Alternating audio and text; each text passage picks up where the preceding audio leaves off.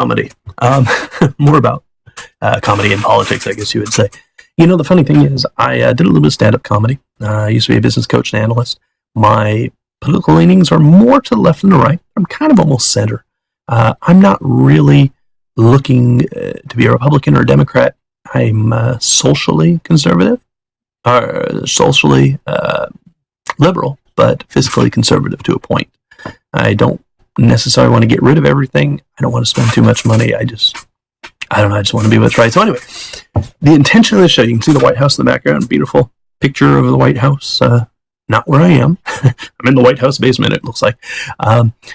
Basically, I like, my intention of this is do a little bit of comedy, have a little bit of fun. This is my first time doing this. Hopefully this could be a repeat event. We'll talk about politics, talk about some of the more recent issues in politics, and put a comedy kind of spin on it. Again, my name is Ken Woolsey. I'm here in California. I'll be doing some voice impressions, all kinds of some really bad ones, and maybe some that might actually be pretty good. And hopefully, if you like me, if you like what you see, you'll respond accordingly. And that'll let me know, hey, let's continue to go on. So let's do this. All right, my name is Ken Woolsey. First things first, I want to go over a few ground rules, or if you were to kind of build a base for this, if you would. And by the way, if you're wondering what the sweatshirt says, it's San Francisco 49ers. I'm from the Bay Area originally, and so I'm still a NorCal sports fan, even though I'm kind of in SoCal now, sort of Southern California, for those not in the know, so to speak. Okay, where to begin? Let's talk a little bit about politics and how we got to where we are now, without going too much in depth, making this Professor Ken type of thing, because I'm not. I'm a normal everyday guy with a normal everyday opinion. That's what I'm here for. I just have a comical way of saying things sometimes, and people told me I should be doing this. So let's start. Let's go over the election a little bit. What is the election? What's going on? First things first, like I said, let's build a starter. Let's build a base. And you'll see I'm Italian, so the hands go like crazy sometimes. Basically, first things first, how do we elect our representatives, our president of the United States, for instance? Well, in school I learned we're a democracy, and now I've learned that's wrong. We're actually a republic, you know. To the republic for which it stands, one nation under God, indivisible with liberty and justice for all. A republic, what does that mean exactly? Well, a democracy is one man, one vote. This is so weird, everything's backwards. Okay, that's my left hand. One and one. Oh, well, I'm going to get the fingers right and all that later on. One man, one vote. That is what a democracy is. However, a republic is one man, and you see I'm expanding myself. The ego is already attached. A republic is one man, or how can I say this? A republic is where you have someone, almost like a proxy vote, where everyone votes, but then in the end, one person votes for you. A proxy vote, basically. In other words, let's look at it this way. Let's say, for instance, on my street, rather than have everyone vote on my street, all of us have to go over to the fire station and do our vote. Instead, what if I was to gather all the folks that live here together and say, tell you what, I'll go vote for you. It'll be a proxy vote. You tell me who you want me to vote for. We'll get a consensus, and I'll do the vote for that. The vote will count for, 5 votes or whatever, but I'm voting for you. That's basically what this is. I got to learn to keep on looking in the webcam instead of at the screen. So basically, there we go, full screen. What a republic is, again, in this case, is we have what are called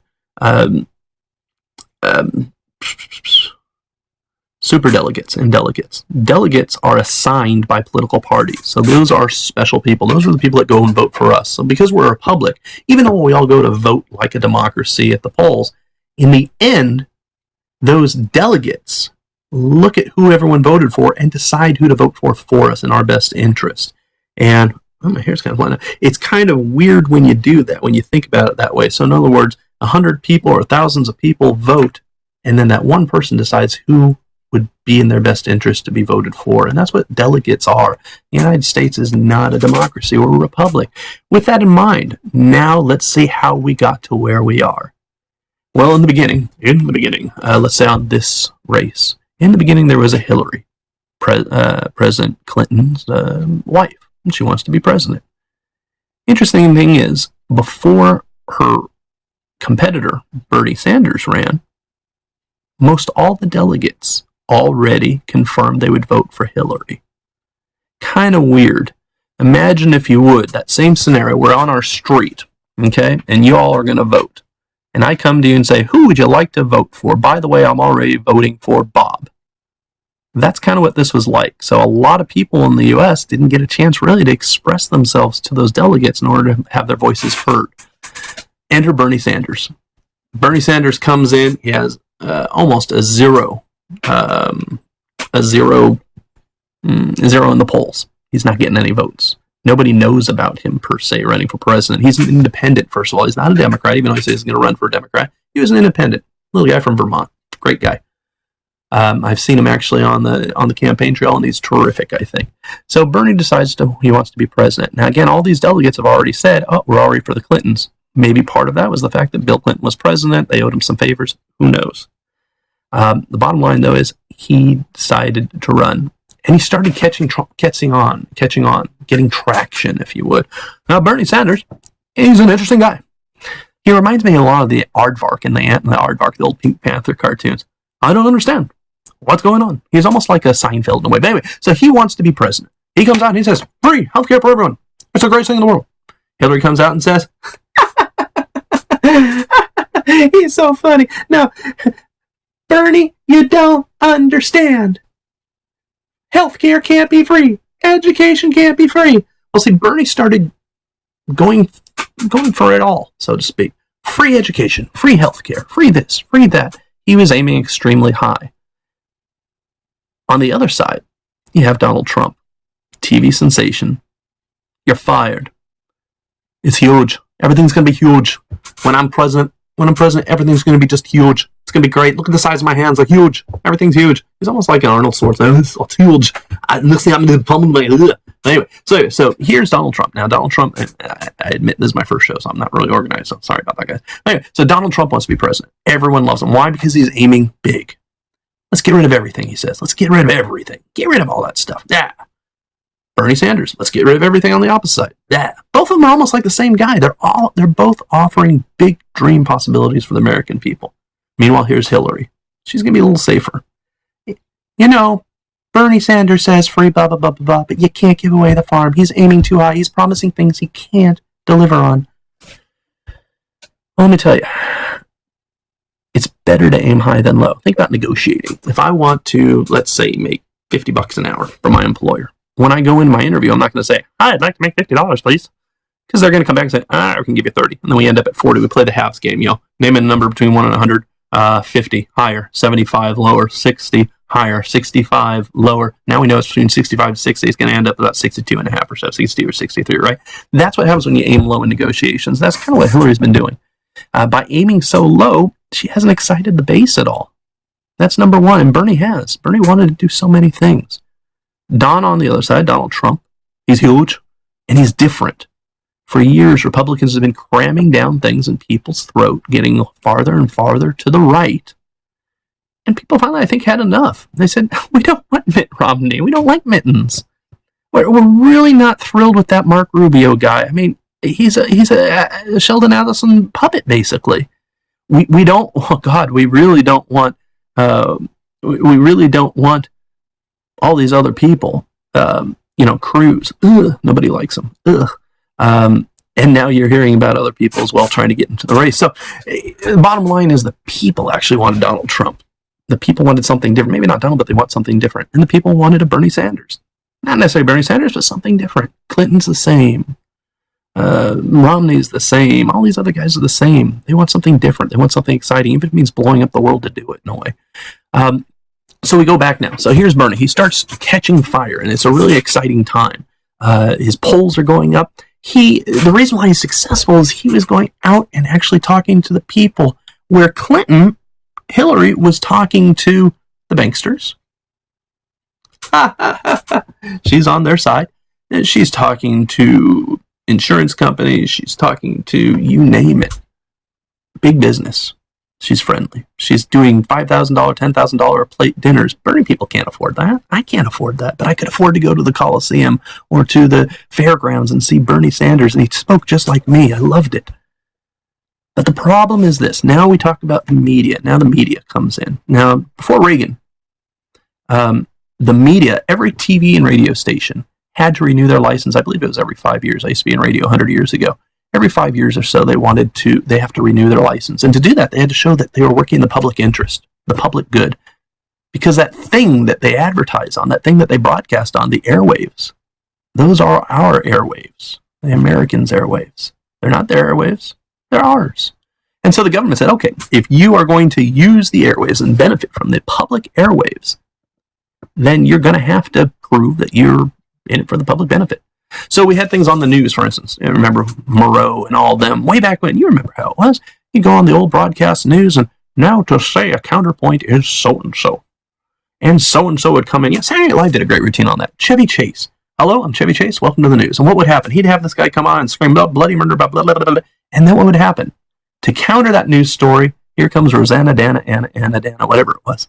And she would complain about trying to protect only natural race horses instead of other kinds of horses. That was what equal time was all about, so to speak. It was a great time. I mean, it worked. It really worked. But back then, also, news, remember, wasn't a for-profit endeavor. Broadcast news. Channels made their money off of advertising revenue. They made it off of TV shows and what have you. The news wasn't a profit center. It was a necessary evil part, again, of that whole, benefit of the public thing.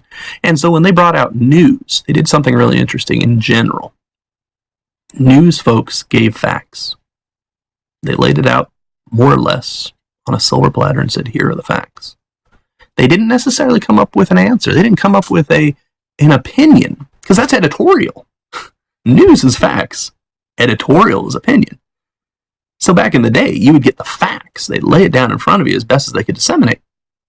And then you decided as a person. So news wasn't Republican, Democrat so much. It wasn't liberal channels, conservative channels, even though they'd like you to think that way. Sometimes the facts went against one side. No, they're against us, like the Republicans. Oh, what do you mean Reagan gave arms to the Iranians? What do you mean he negotiated with the Iranians to hold the hostages so that Carter wouldn't get, credit, even though he had already negotiated a deal? In exchange, they gave him arms. What do you mean they did that? Oh, those damn liberal media. No, that was facts.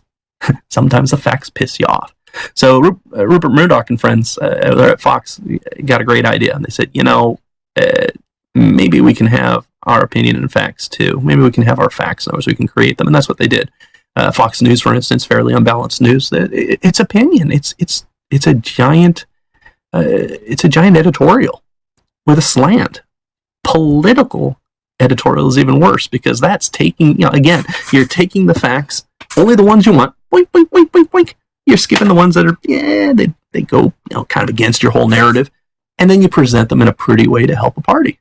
The Republican Party, the Democrat Party. MSNBC does it too.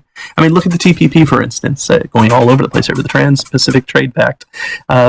Watch MSNBC News sometime and just hear how many times they bring it up, especially considering it sounds like it's such a horrible deal for America.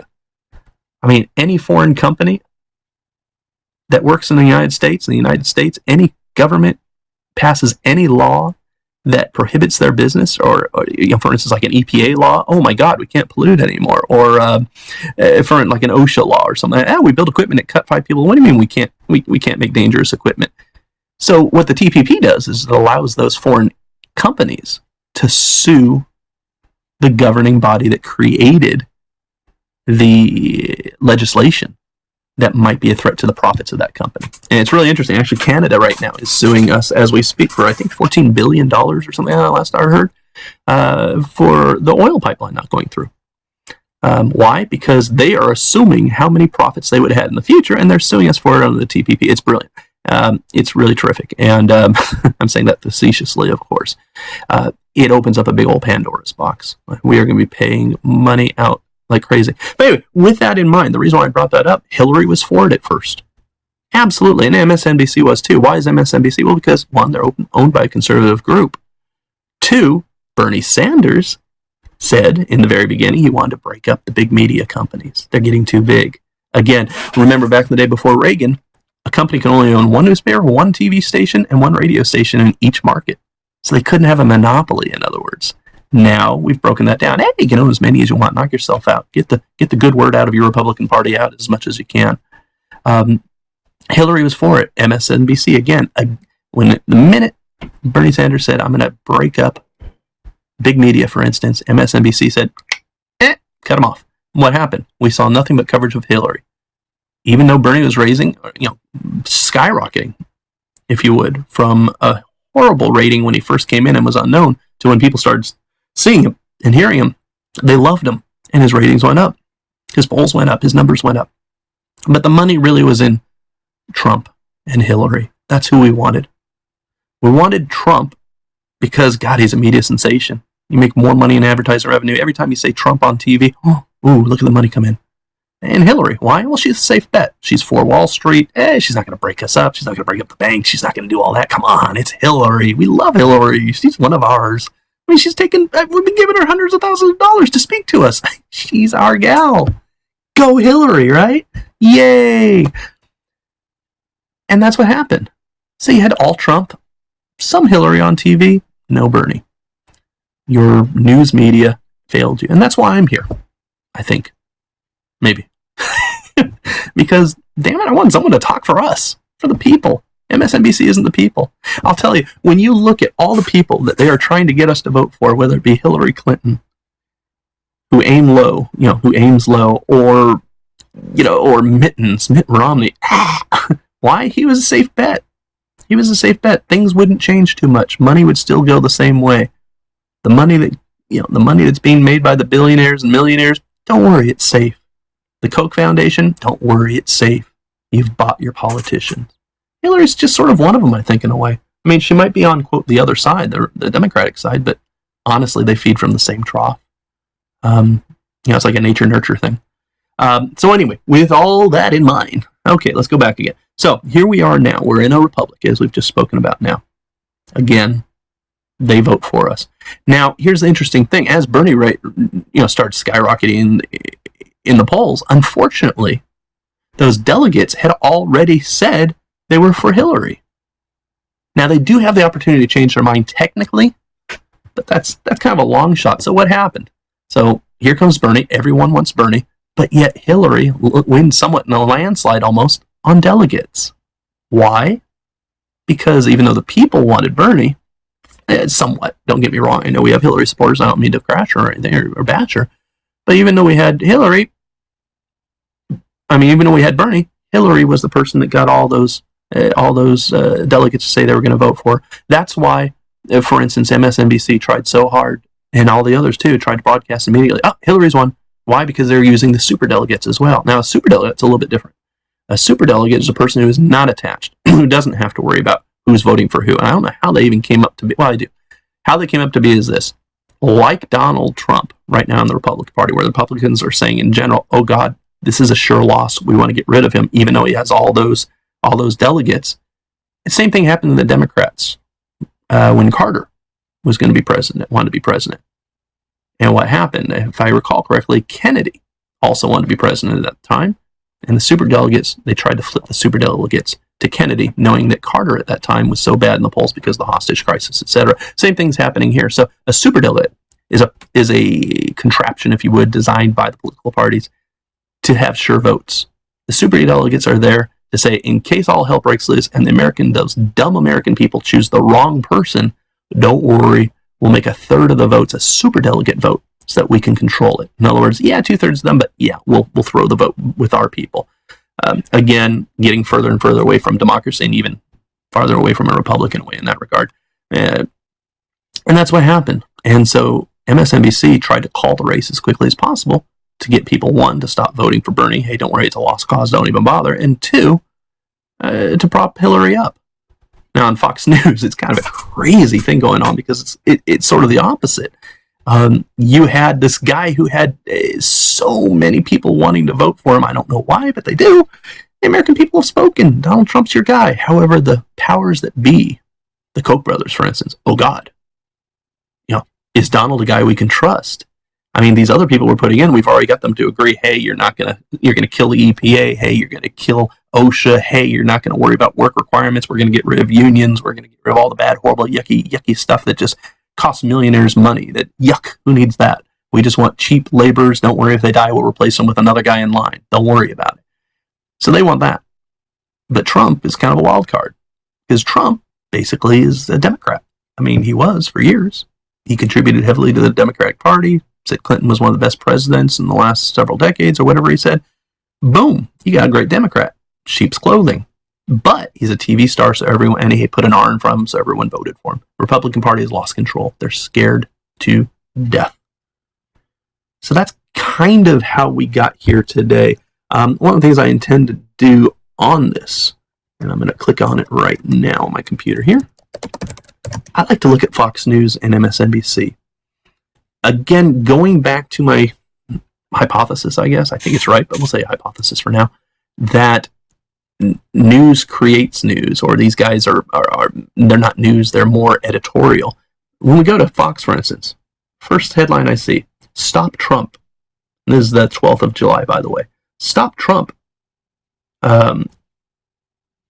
Stop Trump Hail Mary. Dissatisfied delegates look to Kasich as an alternative. My computer's on to the side there. That's what I'm looking at. What does that mean? Well, it's kind of interesting. Going back to, again, what we were talking about.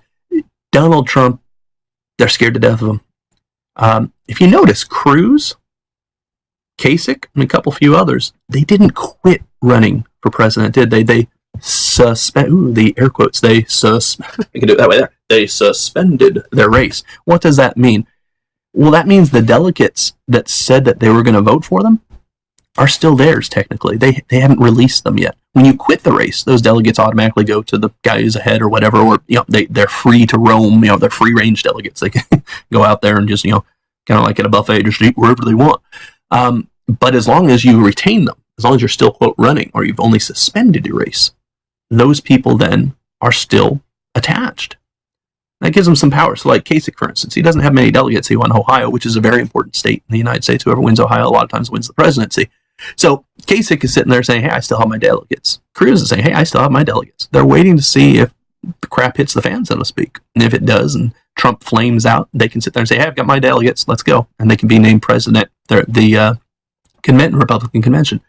At the same time, technically, the Republican delegates could pull a coup and decide they're going to vote for someone else other than Trump, even though the rules state that, if he had over 1,200 and whatever it was, he would get the nomination. So that's a possibility. On the other side, Bernie Sanders, of course, was trying like crazy to get Hillary to continue his race. And now that it looks like she's not going to jail, he today, of course, said, okay, yay, Hillary. You can have my delegates. Knock yourself out, kid. And so Hillary is now, again, truly the presumptive nominee. And again, you're only a presumptive nominee. You technically haven't won the race until the convention. Because again, going back to what I said before, even if you have 1,280 or whatever it is delegates, it doesn't mean they haven't voted yet. They've promised you. And that's great and all, but they haven't really done it yet. Kind of like watching Survivor or something. They all make the decision and all that. You don't vote Bob off the island just because everyone agreed on the island. Let's get rid of Bob. You have to wait till tribal council. They all get there. They snuff out his little flame. Oh, Bob's dead. Now he's part of the tribal council or whatever. Wah, right? That's what happens here. So all those newscasts saying, oh, so-and-so's the presumptive winner. Technically, they're not. Not unless no one else is running. Like in Hillary's case, okay, yay, Hillary, you won. Bernie's out. Republican side, not so much. We're still in survival. We're still waiting for tribal council. Why? Because Trump's going to sit there walking in with his little, torch, and everyone else is. And you know what? Everyone's going to sit there in that convention and say, Donald, you told us such and such, and you screwed me over, and you screwed me over. You called me low energy, says Jeb Bush. I can't believe you called me low energy, and things like that. It's going to happen, and everyone's going to start flaming on each other. The question is, who are they going to vote for? And that's going to be an exciting convention, and hopefully I'll be on this YouTube thing to do that on my channel. So anyway, that's how we got where we are, and that's where we are now. So where do we go forward? I don't know. This is kind of interesting. Other topics we'll talk about in the future are just things that are happening in the news, basically. I like to do voices, like to do comedy, have a good time with it, and I hope you do too. So remember, last thing here, remember, vote. Make your vote count. Even though we're only a republic, vote anyway. Because you can't bitch about who's in presidency and who our elected people are if you don't vote. Right? You can't bitch about what's for dinner if you didn't help cook it. If you didn't go shopping for the groceries. You can't bitch about who's your president if you didn't vote. Now, we are trying hard to get the get out the vote type of thing. The Democrats and Republicans both. Well, Republicans technically are trying to get out the vote isn't get rid of the vote, and Democrats are trying to get in the vote. We lived in North Carolina for a while. Kind of interesting. California is so much different. North Carolina, I was a chief judge for the elections board and had a really interesting experience. For instance, and I apologize, I'll say black or African American. I'm not sure what the correct vernacular is today. But as a chief judge there, I can't tell you how many African Americans came into our precincts. When they got out of jail, for instance, and not that everyone's in jail, but in certain circumstances, people were in jail. They get out of jail, they have to request to have their voting rights reinstated in North Carolina. Okay, easy enough. They go to the DMV, or the Board of Elections, fill out the paperwork, boom. Funny thing is, when they got to the polls, they still weren't in our system. It ends up when I called the DMV, the DMV is where they're doing. When I called the DMV, the answer is, well, we lose a lot of them. Well, what ends up happening is they have to vote what's called a provisional ballot. I guess we can go over that since we're talking about elections. I was an election chief judge, so I know this stuff. A provisional ballot is kind of an interesting one. You ever go to, for instance, let's say they have polling right there at the fire station down the street from you, but you're supposed to go down, the other side of town for your voting because that's where they have your correct ballot. And we'll go over that for a second. Ballots. So you'll understand more. A ballot has both, of course, national and local ramifications. And so a lot of things like the county dog catcher, that fire station right down the street that you live on might not have the correct ballot for you. In other words, because the way they did those lines way back when, the divisions of the electoral lines, your polling place is maybe across the city. If you don't vote on the, quote, proper ballot, you don't have the opportunity to vote on the local issues, the ones that might pertain just to you in your area. It's just one-page ballot. There's not a federal ballot and a local ballot usually in the same polling area. So what do? In that situation, you come to the polling office, say, hi, I want to vote over here. My name is Billy Joe Bob. Well, Billy Joe Bob, I don't see that. Well, I want to vote over here, and I want to vote for Tommy. Well, I'm sorry, Billy Bob, but Tommy doesn't live here. Well, I don't understand. I've been voting here for the last 150 years. My mother voted, my grandfather voted, everybody voted. It's just an amazing thing how much we vote. Well, that's great, sir, but you see, the problem is your ballot doesn't have Tommy on it because you're not at the correct polling place. Well, what we do is we pull out a provisional ballot. For a person who doesn't have proper ID, possibly they're not in our system. Like I said, their voting rights have been revoked. They moved in the last 30 days and didn't, over 30 days ago and didn't tell the Board of Elections, so we didn't get to update it. Or they moved under 30 days ago and they went back to their old polling place. That happens too. Or they want to vote, since dad votes there or something like that. A lot of things happen in that regard. So we give you what's called a provisional ballot. A provisional ballot is basically the closest thing we have to your ballot. It's not going to have all the local stuff. It's got some of the major stuff. You fill it out, you put it in an envelope, and I have to, as a chief judge, I would have to write the story, the reason why you voted provisional ballot. Sometimes it was like a page long. Those provisional ballots aren't necessarily counted.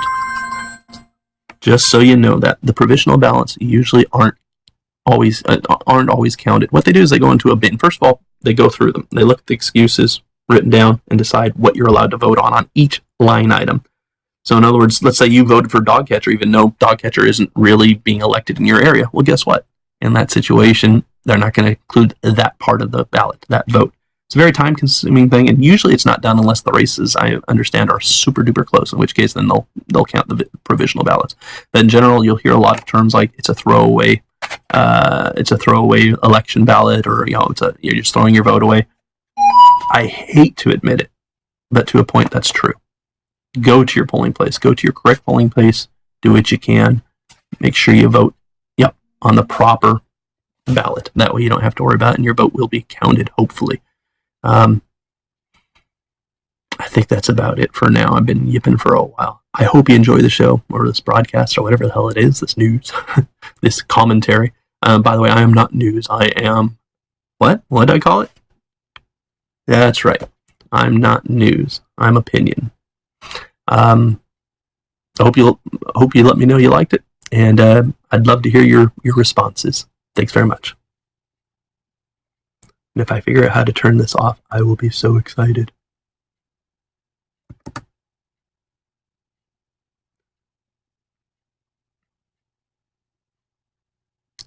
Still trying to figure it out. I'm working on, by the way, something called, what is the name of the software? I don't even know what it's called. Anyway, blah, blah, blah, blah, blah. I guess while I'm looking, I'll keep on talking just for fun. I feel like I'm on a radio show and we were supposed to have a commercial break that didn't go through. So we'll continue onward.